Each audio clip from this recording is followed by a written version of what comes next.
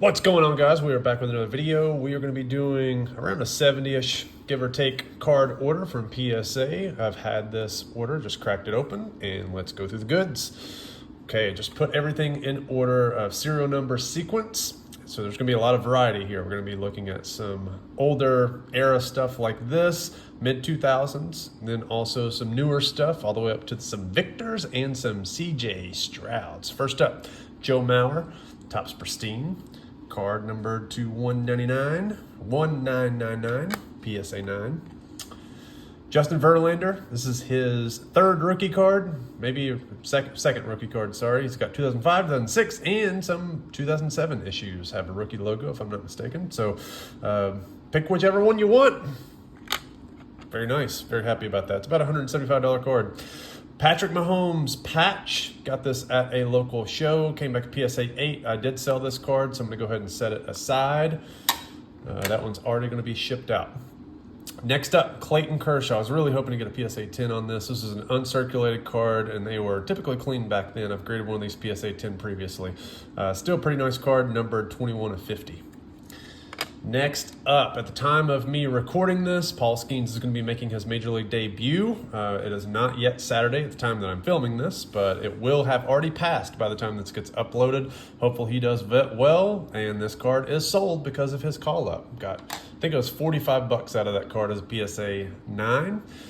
Wyatt Langford, he has fallen off a cliff, and with that, a lot of these cards are basically going to be break even.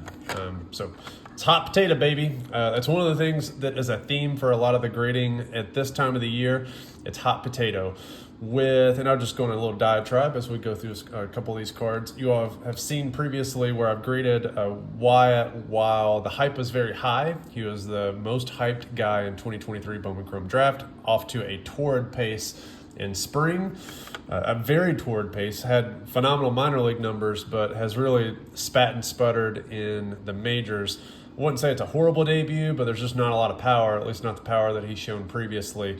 It's not the first time that a prospect has done that, but what that does imply is that card prices just absolutely crater and fall like a rock. So this is not something that is a new phenomenon. It just is what it is. The more hot potato that, the hotter the potato you are, the more that you're going to fall. So it kind of is what it is. At the same time, it's not just a Wyatt Langford phenomenon. You're also going to see that with a lot of other players out there.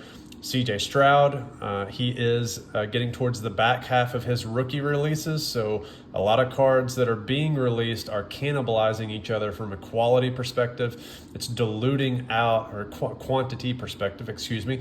It's really diluting out. This is a nice one, by the way. Finally got one of these to 10. These all have surface scratches, or off-centered. Unlike a lot of the other cards, this was a very clean product with the exception of the SPs. For whatever reason, they always make the SPs horrible every single year in terms of quality. But as new rookie cards for the current rookie classes is just how it always works. As more releases come out, it just dilutes the quantity that is out there, and thus the overall prices do decrease. And that's just something that happens. As we get to a couple other players that we're going to see in here, you're going to see the exact same phenomenon. It doesn't matter how great the player is. It doesn't matter how generationally talented they are. It's just a phenomenon, and it is a fact of life. So you have to buy wise. Q1 is always a time to celebrate. Once you hit Q2, everybody is like, I'm leaving the hobby. I'm I'm done with it. Prices, I can't make any money in this. Well, you know, it's just how things work nowadays, baby. It's flipping hot potatoes, and you got to flip them fast. Victor PSA 9. Now we're going to go through a bunch of these. Watch this. This is going to be fun. So, actually, this is the wrong order, but there's going to be more Wembys, just not this card to go through. So, I got 9 and a 10. Now, this is going to be really, really fun. So, we got 10s, 10. This is the level 2. And you can see why I bought these. There's a reason why I bought these. Anybody figure out the reason? Anybody figure it out? I think that we've finally figured it out. There's a reason why I bought these. And it's because they're very, very, very easy to grade. And this is the evidence of that. got more. There's so many. And the bad thing is now we got 2 9s at the very end. Those are the last 2 that I got. Oh boy, that was fun. So the level 2s, very, very easy to grade. Anything, daggone it, just throwing my Wembys around. So many Wembys. There's so many. They're far and over. Yeah, so I got those because they're very easy to grade, but at the same time, prices are kind of falling like a rock too. So got to sell those quick. So yeah, Wemby prices, his Prism stuff, down.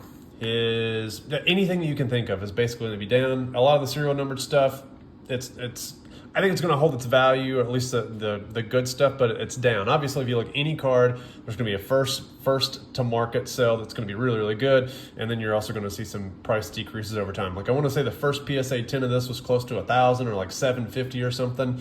Now they're in the 300 range. You know, people are going after the color blast, like little, I guess, design here. Well, you know, first couple of those you can get that premium, but now it's just kind of like every other card. This is one I was really hoping to do better, but they really hammered me for being off left to right there. And the bad thing is that one's a serial number, one number 25. So it's one of my few ones I actually bought serial number and I got the worst grade on it. So probably gonna crack that one. I don't think that one's an 8, but if they're looking at that centering, maybe a 9.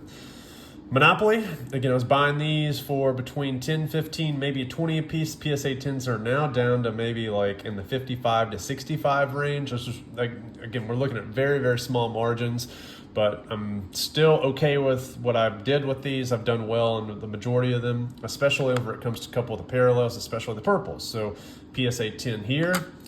This next one is a PSA 8. I was waiting to see what the flaw was whenever I got it in hand, whether it was one of the horizontal bars, which really is a problem for a lot of the wave cards that are out there. Doesn't appear to have the horizontal print line bar. I don't know, man. Maybe they were thinking that some of the surface back here, I don't know if they're looking at that, if they're looking at that. I don't know what they're looking at. So I have to take a closer inspection. There may be something on there. Then I got another one, that's PSA 10. So 10, 8, 10, silver, PSA 10. I think I have like 3 or 4 of those now. Got a lot more getting graded. Market on those has gone way, way down to basically where you can make a little bit, maybe make a little bit, or you're gonna break even. These were some of the better money makers for me overall, was the inserts. Believe it or not, the inserts, because they had low buy-in price and the prices on these have not cratered. Now they're nowhere near as high as what they were before, but it was not very highly speculated. The print runs on these are much smaller than the base cards, as well as even maybe some of the regular silvers. So it just seems like those held their value a lot more. Okay, I know I've sold a couple more cards out of here from these stacks. Let's see, I just don't know which ones they are, so I'm just gonna have to go through them. Instant Impact, this one came back in 8. That right there, bottom edge. All right. Got an Emergent Green, PSA 10. Got a Silver, PSA 10.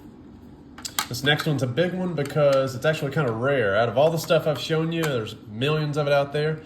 This is pretty rare. This is a Pop 20, and because it's Pop 20, it sold basically immediately whenever I listed it for sale. We got $350 out of it. Very, very good sale. So a great sale. This one is a PSA 8. Let's see, is it plagued with anything? Have to take a closer inspection. That son of a bitch. Damn it. Oh, and that one's gonna be off-centered. So those are legit, gonna have to sell those. This one I have also sold, got an ice, so it's good. Got 10 out of that. Dang it, I'm not gonna be able to crack those. No bueno. PSA 9 on Chianti, gonna lose on that one, paid too much for it. PSA 9 on this Chianti. And I'll take a look at it, see what I missed. These next ones I have sold already, so I got a 10, number 299.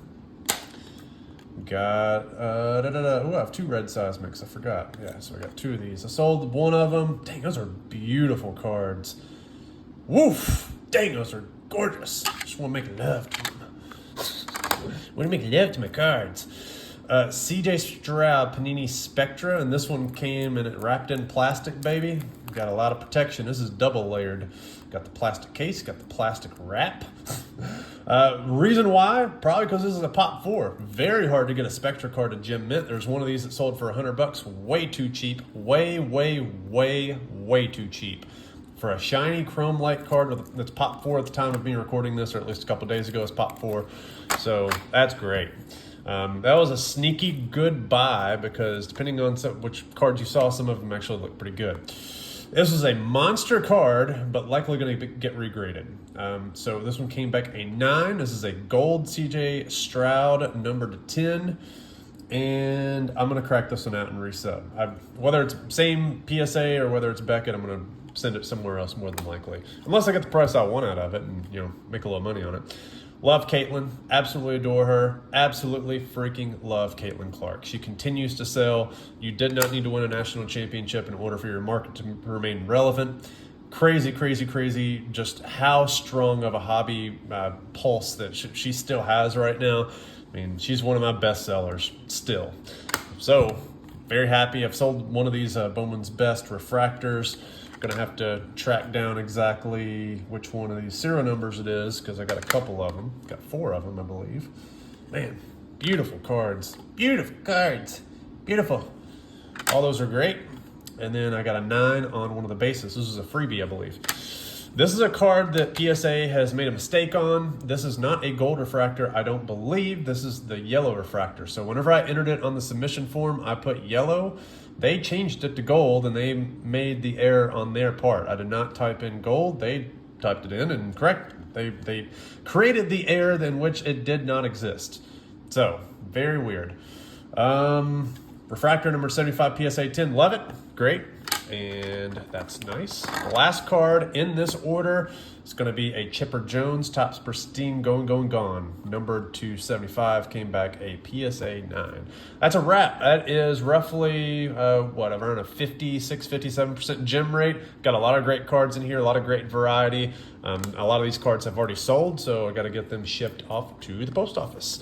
All right, guys, we'll see you next time.